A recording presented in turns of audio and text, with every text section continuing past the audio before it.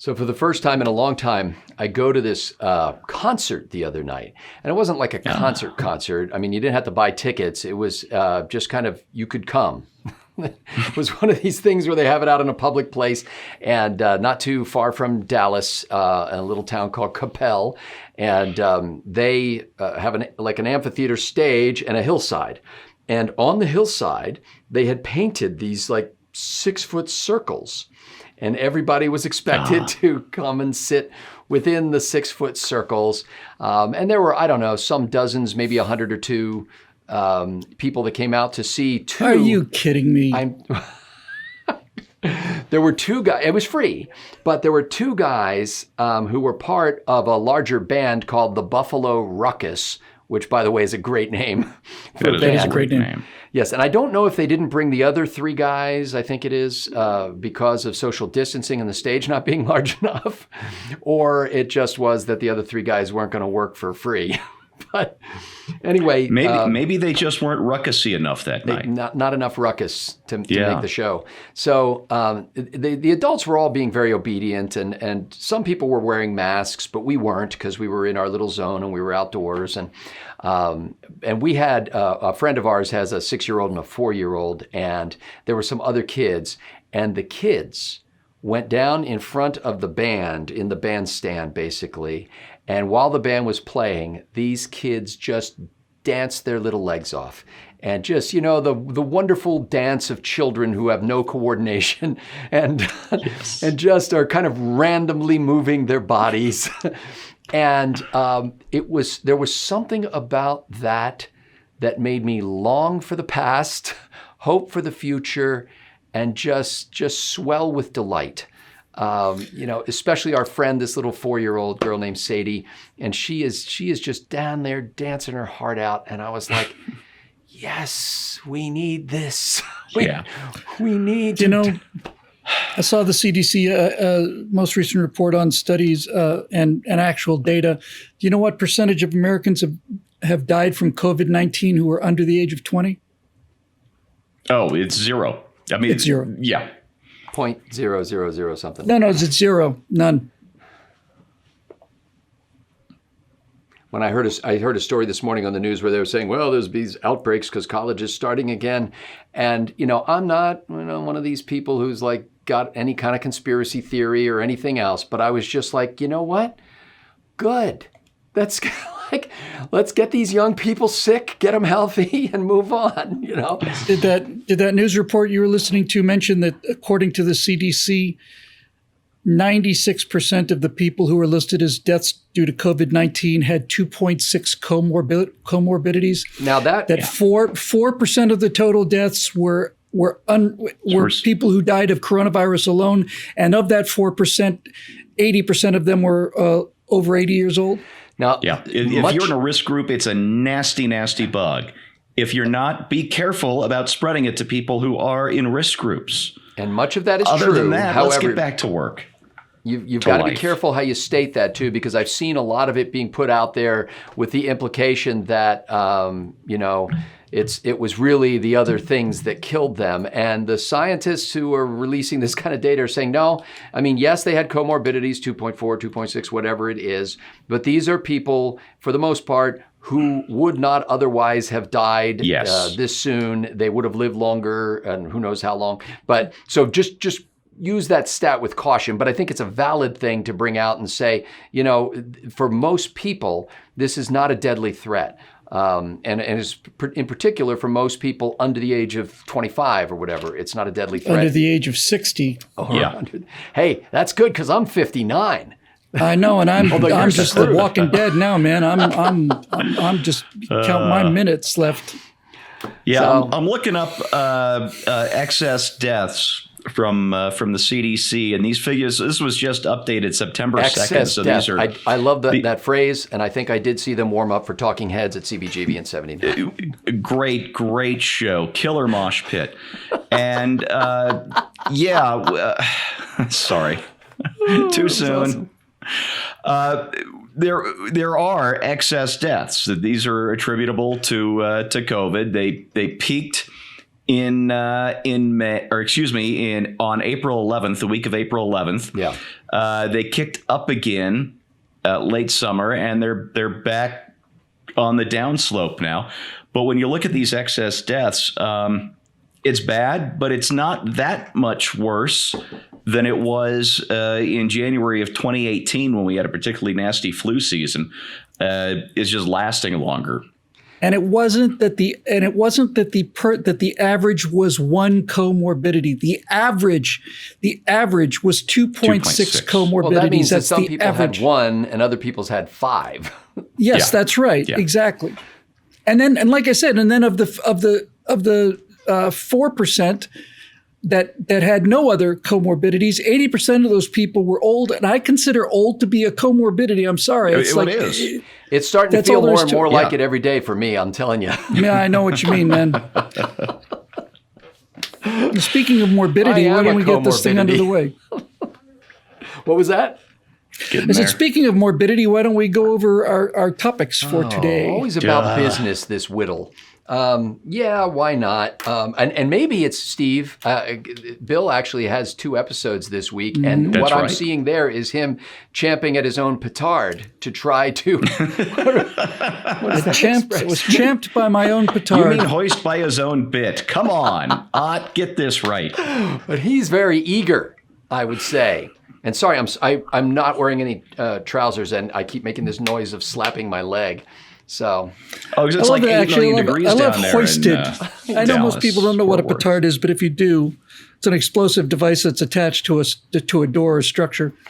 But I like the fact that it wasn't like blown up or destroyed or killed. It was hoisted by his own petard. And the way I've often heard it said, they don't use the past tense. They say hoist on his own petard, which to me even sounds more romantic.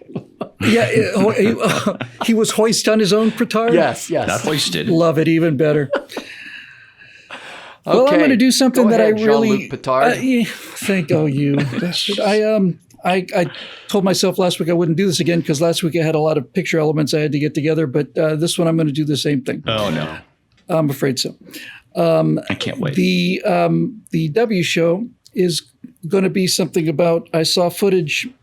I don't know how many of you guys know this, but China has 3 launch facilities, launch complexes. I know where you're going. Okay. 3 of them. And ours is either John F. Kennedy Space Center. When a rocket gets off the pad, it is over the ocean. It's over the ocean in 5 seconds. It's over the ocean. Vandenberg Air Force Base on the West Coast, same thing, except it goes the other way. China, and the Russians have Kazakhstan, and they're out in the middle of nowhere. Yeah, there's nobody there. China's 3 launch complexes have significant populations surrounding them. And the boosters simply fall to the earth and land among the Chinese people. And I'd heard this 6 months ago. But yesterday, I saw video footage of a first stage booster of a long rocket, and excellent footage, by the way, first stage booster of a Long March rocket just coming down out of the sky. And you hear some guy who's filming it in Chinese just saying, and it disappears below a mountain range. And then there's this enormous blood red cloud of toxic smoke, which is nothing but poisonous hypergolic chemicals, landed not too far from a school. Mm-hmm. And what I want to talk about that, but basically I realized they don't care about their people very much. They don't care about other people at all. Yeah. And they will do anything to catch up. And I realized this sounds an awful lot like the Soviet Union. And then I said, well, what is this? What are we seeing when people will launch rockets that can land on schools and just say, well, that's just the price we pay? And I realized it seems to me that it comes down to 2 things. The technological inferiority, the being backwards of the United States, the West, but really America, that's the driver. But the 2 necessary ingredients, I think, are you have to be a collectivist who realize people they're just cogs. They didn't kill individuals. Yeah. It didn't kill individual children. It just took out a number of people in this particular population center. So you have to have that collectivist mindset. It created a statistical anomaly. But an anticipated statistical anomaly. Well, totally predictable and perhaps planned. Yeah, we've got 1.4 billion people. What's a few kids? What's a few other children? They're not real. They're not real. Yeah. That's the first thing. They're not individual people. There's not people. They're just numbers. That's the first part. I didn't hear any casualties. Did you hear anything about that or no?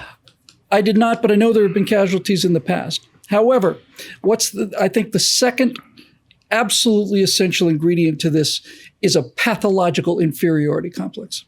And that in that sense, you will do anything in order to show America, in cases of Russia and China now, that you're as good as they are. And if you have to kill people to do it, that's too bad. If you have to kill a lot of people to do it, that's just too bad. That's the way it goes. As a parenthetical, that horrific pyramid in hotel in Pyongyang, which was just a concrete skeleton for 19 years with a construction crane, 16 years on the top. They wanted to build the tallest hotel in the world. Do you guys know the building I'm talking about? It's the ugliest structure on the face of the earth. And it was just a concrete shell forever. And then somewhere a couple of years ago, they said, this is just so embarrassing. So some Egyptian company came in and they put glass on the front of it and put stainless steel around the outside. This part. So it's still a shell? Now it looks really, it's a hideously ugly design. It's unbearably ugly, but it looks brand new. It's impressive looking and it's beyond belief how big it is. But inside it is nothing but a poured concrete shell. There's nothing in there. There's no rooms, no elevators, no nothing, zero. It's just a structure. And that is a result of inferiority complex started by Kim Jong-il, I want to say.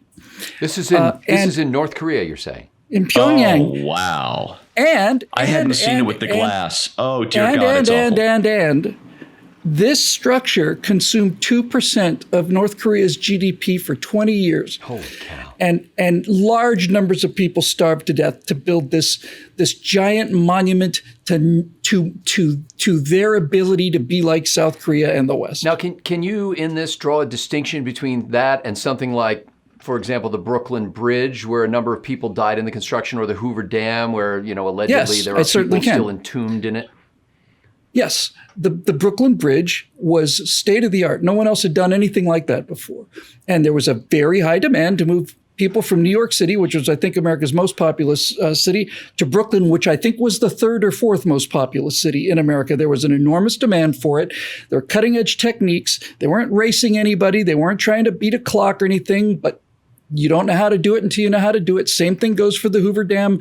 The Hoover Dam wasn't built to build a bigger dam than the Soviets had. The Hoover Dam was an enormously complex, extremely difficult engineering problem, and people died during the construction of that. It was not done with a careless disregard for human life or When I say people died, I'm sorry, I wasn't clear. I have no idea how many workers died, but the people that died were the people in the countryside who were starved to death because of the money that they needed to be fed was put into this building. Wow. Those are the people that died. Yeah. So anyway, all of this to say that I've looked at this now and I realize that what China is doing is the same thing as what Russia is doing, same thing that North Korea was doing with that hotel. They're trying to sprint their way through a marathon. That's what they're trying to do. And what I mean by that is technological mastery it never ends. It starts with the foundations and you build up from the foundations. And what Russia did and what China's doing now is they're stealing the engineering and technological foundation. I mean, stealing, not like they're just plain stealing it. They're stealing the technological engineering foundations that America has paid for, not only in terms of money, but in terms of time and experience. And then they're trying to sprint ahead and build things using this stolen technology, but they do not have the foundation. They don't have the base. They don't really understand what they're playing with. Correct. And so you get into things like, well, if this is where we're going to put our launch complex because it's easier to move materials there. And if it turns out that there's several million people downrange, too bad for them. We built a specialty 747 just to transfer the space shuttle from one side of the country to the other for the times we had to land it in California instead of Florida just to keep people safe. Wow. One other point I want to make just to bash this home. Did you guys see the recovery of the manned Dragon capsule? Yeah. Okay, so the Dragon capsule lands. You got 2 astronauts on board. They're floating in the water. They send the ship out there. Everything's groovy. They hook it up. They put it on the deck. They're getting ready to open the hatch. They've got a chemical snifter that says, we're seeing traces of a hypergolic gases a little higher than we would like, guys. Yeah. So we're just gonna vent it for a while. Oh, no problem. So 20 minutes goes by, and they're saying it's just now we're talking like it's 4 parts per million higher than what we would like. They're in the open ocean. The ship is moving. There's a huge fresh air breeze, just a little more than we would like. So they waited it's almost an hour to get them out of there. Right? But there were still microscopic traces of a potentially harmful gas. And in this video, this thick blood red cloud of chemicals is just spreading out. They might as well just drop the chemical. Well, they did. They dropped a chemical weapon on one of their own cities. Because they have to beat America. They have to show us that they're better than we are. Which is why they'll never be better than we are. Won't raise during the segment, so I'll bring it up now. But it goes back to what you were saying a minute ago, Bill. Years ago, Ace, as in Ace of Spades, the great blogger, wrote a great piece on what he called the Dirk Diggler effect. And what he was talking about at the time was all this construction going on of these supermassive skyscrapers in Abu Dhabi and other places in the Middle East based on oil money and not based on any native engineering talent or any native need for these giant towers. Economic need, none. Exactly. So he references Dirk Diggler from the movie Boogie Nights. And Dirk Diggler is this young porn star who starts making all this money, and he buys himself the flashiest Corvette you could possibly buy in 1978 or whatever the year was. And then they flash forward a couple of years, and his money's gone. Is just, he's snorted it all up his nose.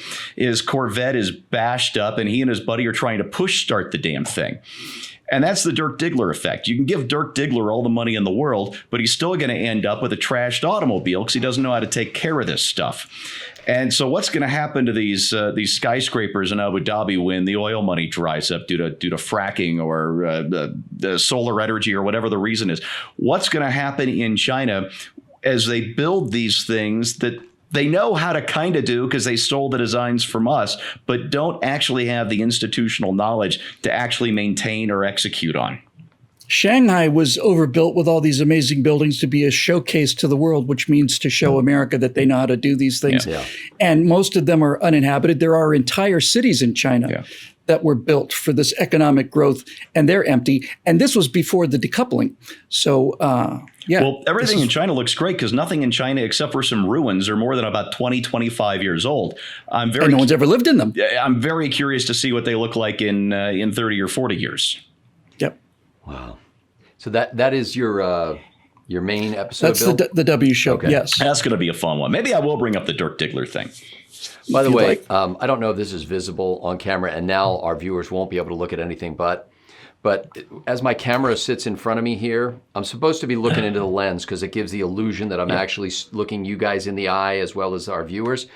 Unfortunately, I have a HDMI plug that comes out of the side of this camera, and a small sliver of the HDMI plug is actually a really cool red color. And it catches your eye? I cannot stop looking at the red. Everything else in front of me is black, but the red just draws my eye off to the side all the time. Speaking of red drawing away your eye, that's a nice Mickey Mouse hat you got there. Where'd you get that? A Mickey Mouse hat? Yeah, on the thing behind you there. Do I have a Mickey Mouse hat here? Shoulder. Can you see that? Oh, you can see it, but the viewers can't. Because you got 2 cameras going, one for Skype and the other for the actual recording. I'm feeding you with a different video feed. Yeah, actually, let's see. There we go. It's probably covered with dust by now. Right there. And hang on a second. Look at that. Nice. That was a fun day. Scott and Stephanie and Natasha and I went to Disneyland, had a blast. And because I didn't let Bill actually order the stitching here, it says Scott instead of Scotty, because it would have said Scotty if Bill had gotten it. That's exactly right. It's going to fall. So my member show. Yes.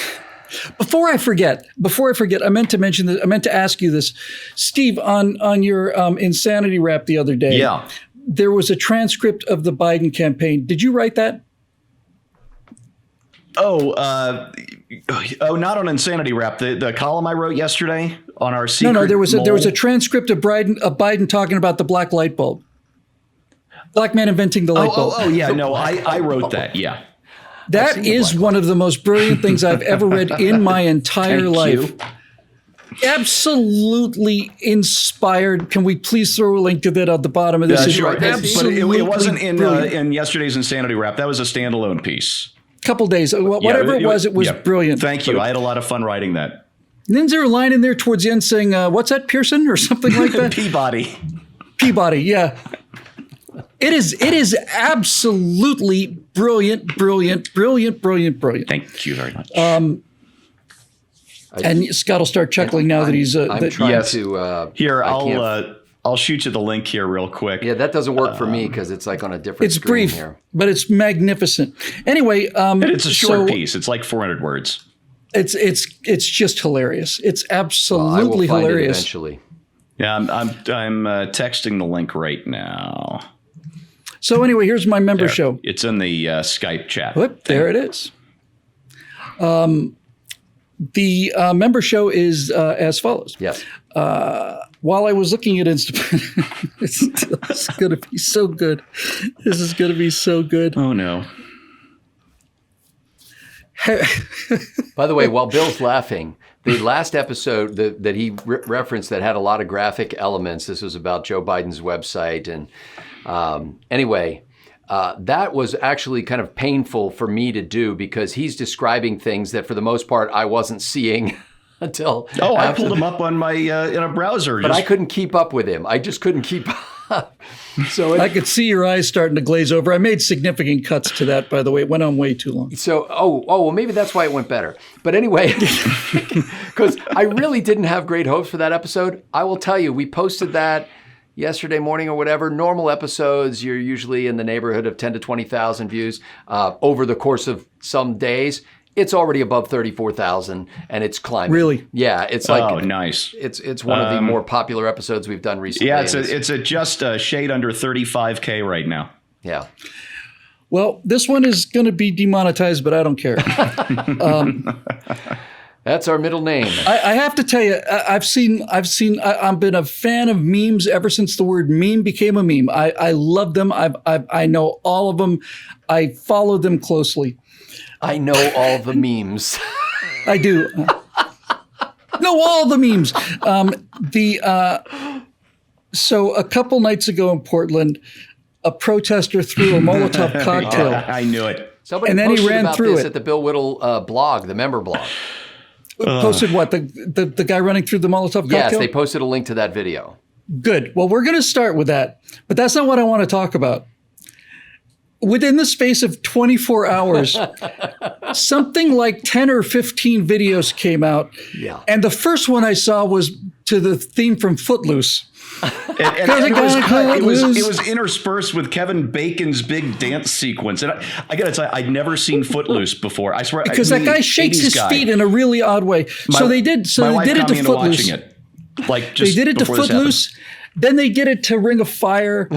Then they did it to Disco Inferno. Then they did it to Disco Inferno. The Girls on Fire.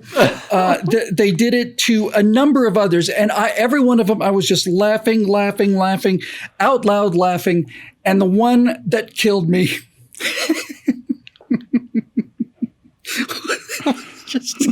they killed me.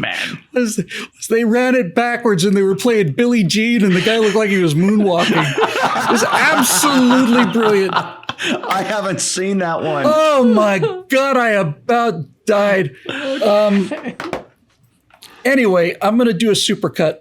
The Molotov meme sequence. I had a hard time seeing it in the video. I only watched the video once. Did the guy who was doing the dance, was he the guy who threw the molly? I don't know if he was or not. He ran through the flames apparently to impress people, unaware of the fact that there was liquid gasoline on the ground. Yeah. Got all over his boots. He tried to run away from the fire, which is not a race you win. And the great irony of all this is kind of the whole thing is an F the police sort of protest. They're throwing Molotov cocktails in the direction of police officers. Yeah. This Antifa punk is on fire. People are trying to beat out the fire with like a shield, something like that has absolutely trash can. You got to take a shirt or something. Yeah. And so finally the fire has to be put out by the police. The police put it out. I saw it. And then they respectfully retreat. And I'm thinking, I didn't like the idea of people throwing Molotov cocktails, but as I think about it, I now begin to think we ought to have like milk delivery trucks and give them 10,000 of them, because, and by the way, I'm not trying to say Antifa is not a serious, genuine physical threat to America. It absolutely is. But laughing at them is without question the best way to get them off the streets. So it was Michael, our member at the Bill Whittle member blog, who posted it. And listen, I don't know if you can hear this.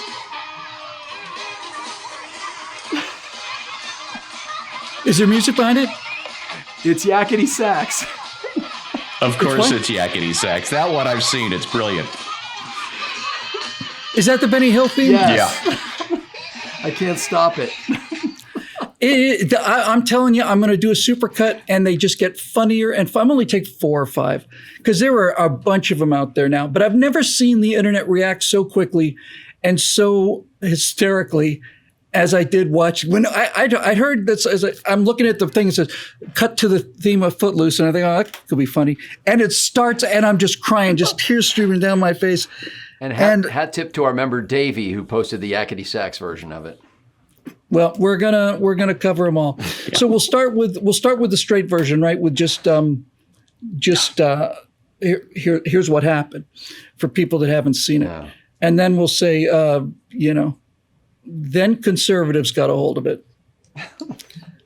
It was the funniest thing I'd seen since there was a kids movie, an animated movie that I took one or both my kids to years ago, is a caveman movie called The Croods, and it was all right. But there was one moment in that movie where I laughed so hard, I think I was embarrassing my kids. So the caveman, one of them discovers fire and accidentally, sets his ass on fire, and he's racing around trying to outrun the fire, as Bill just said. And one of his compatriots says, "Why don't you try hiding from it in that tall, dry grass?"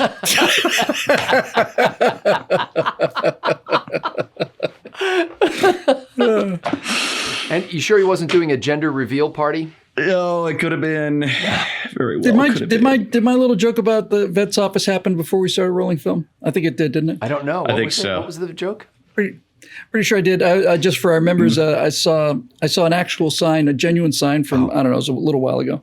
It's on the window of a door, and it said Dr. Benjamin Johnson, veterinarian and taxidermist, and below that it said, "You're getting your dog back either way." Either way. Yep. Well, I know several of our members will be delighted to hear that you're covering this subject, no matter what I think. So I think it's going to be great fun. Okay, so Stephen Green is continuing to send us links to things that I can't look at. You're just taunting me, Green. I am taunting you. Cruelty in my heart. Because you know why I can't look at it? Because I'm afraid if I touch that screen to open that link, everything's going to zap. Yeah. I will never get you back. That's right. Yeah. Okay, so Green, you would also like to host one this week? Yes or no? I was considering it. If you guys would make give me enough time to put something together and actually tape it with me, say 12 to 15 minutes. We'll call it a mercy taping. Okay, I'll take it. It's kind of like making out in high school. If it's a mercy kiss, hey, I'm all for it. Okay, where did I leave off? Oh, okay. So I've got 2 possible stories today. I just realized Steve just explained every date I ever had. I had no idea until you just used that term.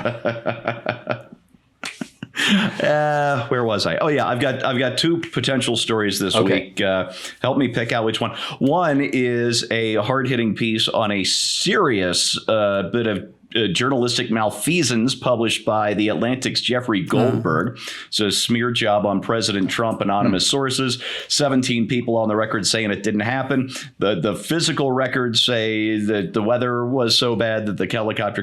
The whole story has spent the last 2 or 3 days absolutely falling apart. And the thing was apparently done in conjunction with the Biden campaign, because they had a commercial pre-made and ready to go on the heels of The Atlantic publishing this piece. So we can talk about that.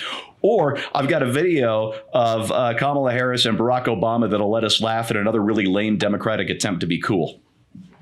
So why don't you run that as a tag? Because I think the Atlantic story is awesome. The Atlantic story is awesome. So now, Steve, just throw it on as a tag on the close. You're making it sound like it's the Atlantic story's been debunked. Clearly, you've not been watching CNN.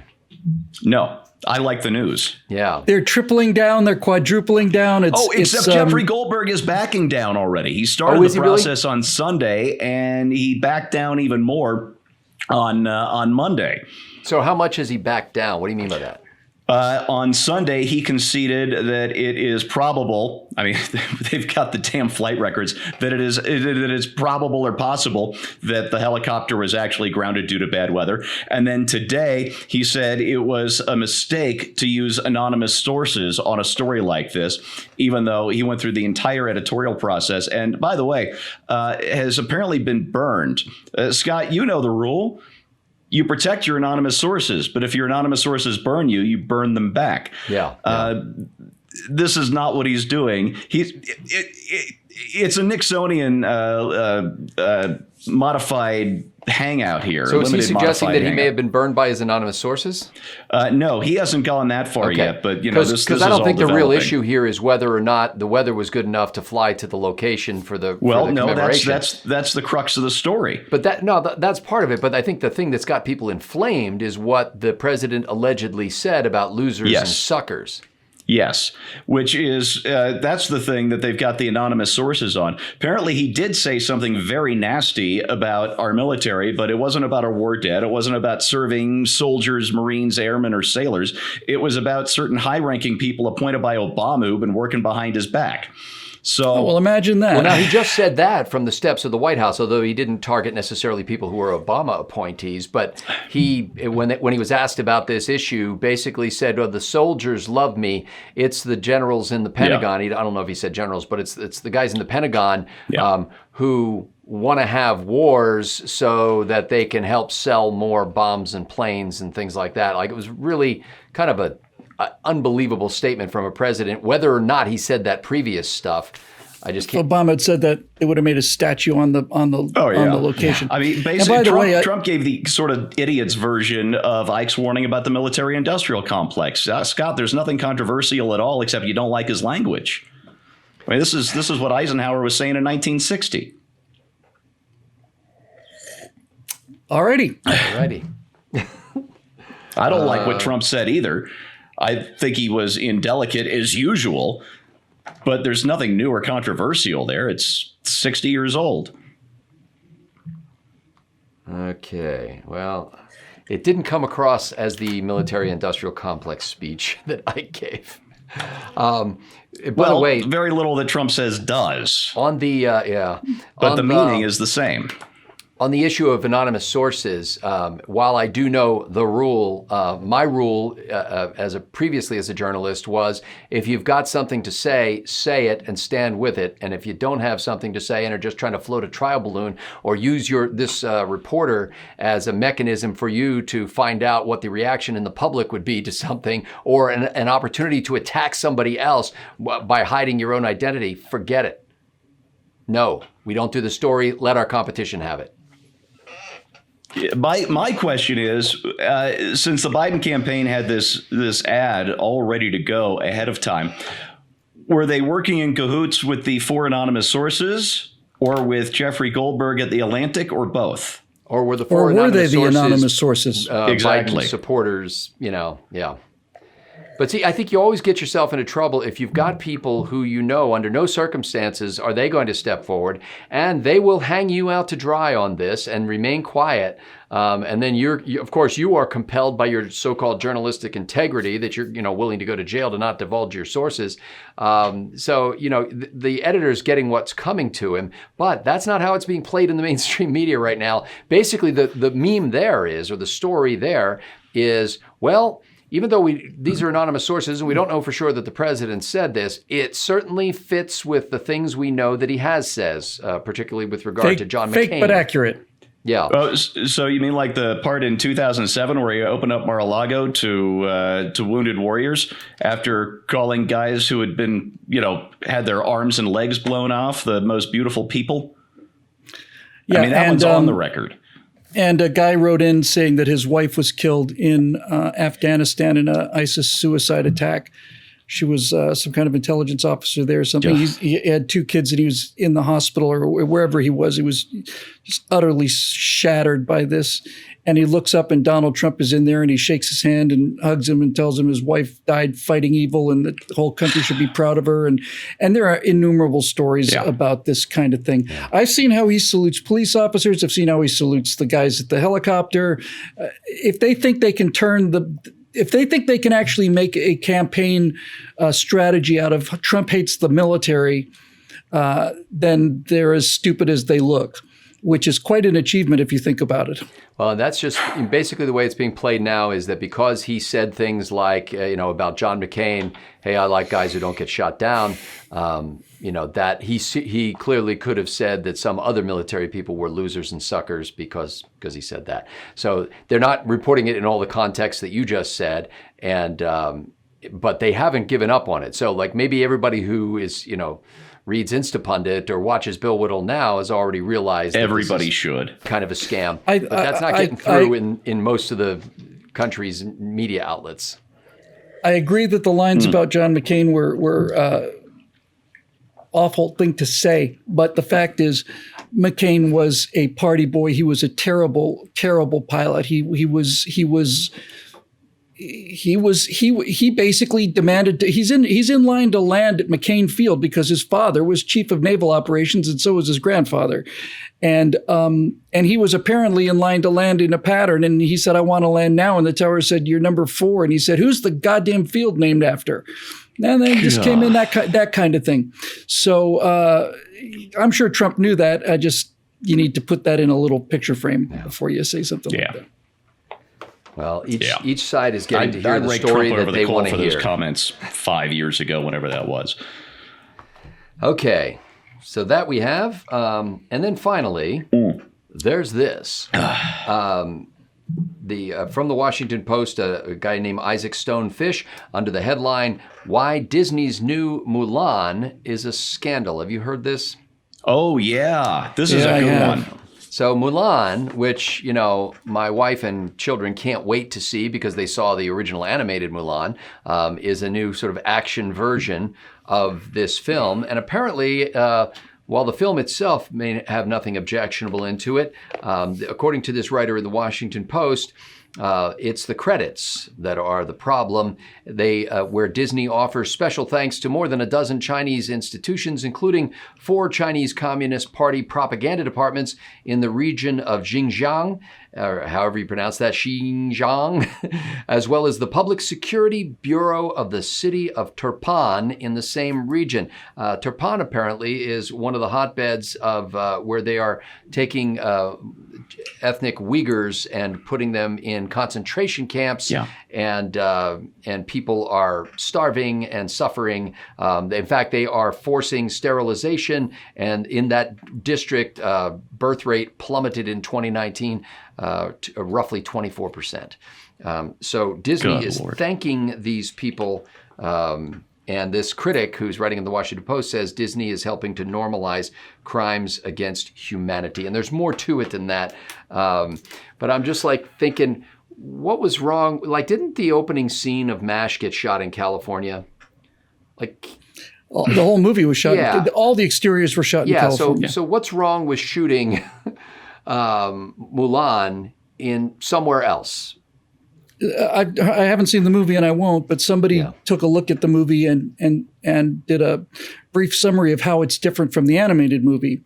And in the animated movie, she's just a girl, and through hard work and determination, she learns how to become a warrior and becomes better and better and earns the respect of her peers. But in this version, she's born with the ability to channel her chi, which means she can fly. She's another perfect Mary Sue. Man. And what this guy was saying is that China basically paid to have a Chinese superhero kind of come into the pop culture, this invincible woman warrior who's never loses, never damaged, never hurt, doesn't have to do anything, doesn't have to work, nothing, and she just flies through the air in her red robe, slaying enemies, and I think it's just an enormous flop, is what I've heard. It's a shame that the Uyghurs don't know how to channel their chi to fly out of the concentration camps. That'd be nice, yeah. Make no mistake, what's going on there. China is doing the slow motion version to the Uyghurs of what Hitler tried to do in fast motion to the Jews in Europe. They're going to wipe them out. That is the end goal. They're not using gas chambers and ovens to do it quickly. They're using things like sterilization and re-education, and they're going to wipe them out. End of story. And it's like all of the other woke catastrophes like Discovery and Last Jedi and all these other things. They're written by people with enormous inferiority complexes, and their inferiority complexes are so enormous that the idea that they would have their hero suffer any faults or flaws or reverses or have any defects of any kind means that they're perfect from the first frame and they never have to listen to, and nobody can teach them anything, nothing, which means they are absolutely boring, uninteresting, useless, stupid characters. And China, I think, did the same thing with Disney. You can't have Mulan learn anything from anybody. Mulan is China, and she's powerful as Superman, and she can fly through the air, and she can do this and this. That. Okay, whatever. They spent a lot of time on Superman, not just in the comic books, but in the movies, especially the good one. The one with Christopher Reeve. Yeah. They spent what, half of that movie maybe? I don't think you see Christopher Reeve in the first Superman movie in the suit. I think you're halfway through the movie before that happens. And the trailer promised you'll believe a man can fly. No, there's no CGI. And the first time he takes off there in the Fortress of Solitude, you believed a man could fly. It's one of the greatest moments in movie history as far as I'm concerned. Parenthetically, that's because that's the first movie that had the technology to digitally erase the wires. Yeah. That's why it worked. But my point is that on that movie, the reason it works so well and the reason you just love Christopher Reeve was you spent 45 minutes with young Clark Kent and his dad, and you learned about his values, and he wants to be the fastest halfback, and he wants to win the football games, and he can run faster than all these people that are making fun of him. His dad just sits down to him and says, "Son, you just can't. You're just going to have to eat it. You're going to have to. I know you're better than they are. I know you want them to know that, but that's not how it can work." I remember when my grandfather had that conversation with me. I'm going to ruffle some feathers with this one, but there was one part of Last Jedi that I actually kind of liked. I didn't love it, but I kind of liked it.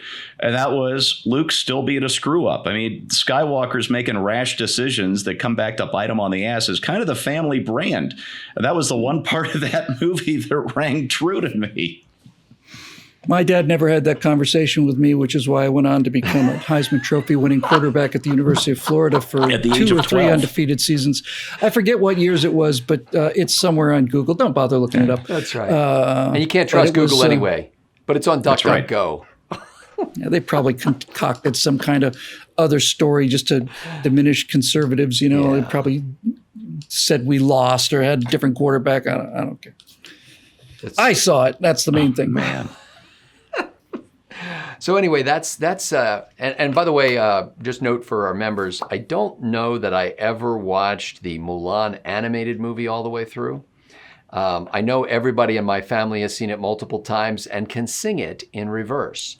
So it's like they really know it. But seeing how the reason that the story got my attention at all is because I know my wife was looking forward to the upcoming movie. And now the good thing is she doesn't watch this. Nor does anyone else. But so this is a good... she'll be pleased to know that all the songs have been cut from the movie too. That's right. Oh yeah, that's great. Which is really why people love that movie, was the singing. You know, it's like, no, that's not serious enough. Not for the Chinese superhero. Anyway, so there it is. Disney, very, very sorry. And please buy your tickets to this season at Shanghai Disney. So that is it, ladies and gentlemen. We have this week's episodes of Right Angle planned for you, and we will now execute them with extreme, merciless dispatch shortly after we change our shirts here. If you have been a faithful member with BillWhittle.com for a long time, first of all, we're very sorry and thank you. But secondly, if you're new, you have my sympathy. Do this. That's right. There are medications that can treat this condition, and you should have hope. But if you're new to us, as we've had new people joining all the time, we are grateful not only for your support here, but for your engagement in the comments and for your involvement in the blog and your writing in that blog. And there are I haven't done a count lately, but it used to be when we first started out and we had the members blog, there were like 3 guys who were writing all the time and then nobody else. But now there are so many different names of authors on the member blog that it is really neat to see the diversity of views and ideas and approaches to things and the humor. So we're just grateful for all of that. For Bill Whittle and Stephen Green, I'm Scott Ott. Thanks for your membership. Thanks for watching.